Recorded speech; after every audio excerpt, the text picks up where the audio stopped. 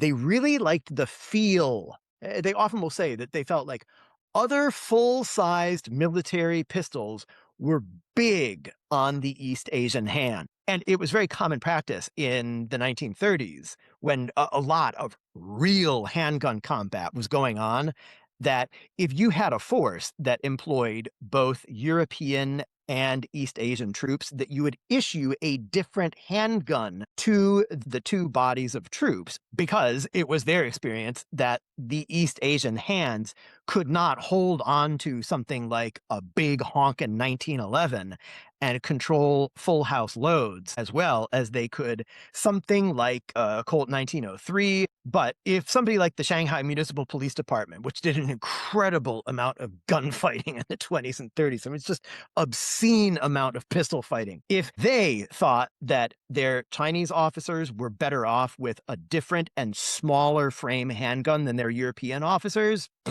who am I to second guess them? Anyway, the Chinese military was very sold on the idea that a Euro-American sized handgun frame was not the right size for Chinese hands. And in their judgment, the Tokarev really hit the sweet spot. Another thing that impressed the PLA very much about the Tokarev was the cartridge. The 7.62 by 25 Tokarev cartridge is a bomb in a little package. But remember, this was a submachine gun cartridge first and foremost.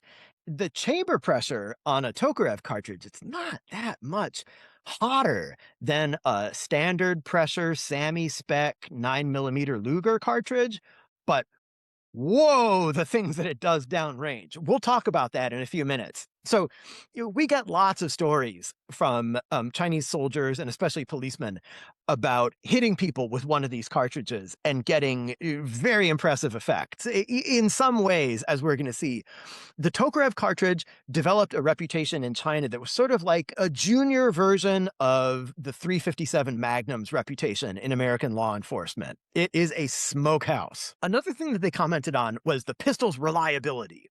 Now, I just want to point out that when they say it's reliable, their frame of reference is the full gamut of often super janky handguns that filled China for the preceding 2 or 3 decades. So their idea of a reliable, never say quit handgun may not be the same as like a Glock 17, but at least by the standards of the day, they felt it was a very reliable handgun. One story involves a company officer in the Sino-Vietnamese War. And like any good PLA officer whose company is charging a fixed position in Vietnam, this guy is at the front. For some reason, his AK is slung across his back as he's booking it up this hill.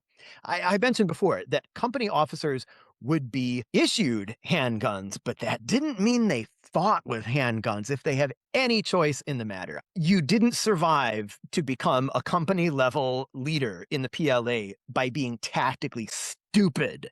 So these guys did not make a practice of running around in combat without a big long gun. But in this particular case, he ends up well short of the objective at the top of the hill, face to face with a machine gun bunker. And there's an automatic weapon inside pointed right at him and his men. So with no time to pull the submachine gun across from his back, he ends up throwing himself down and he's struggling to crawl to this embrasure of the bunker.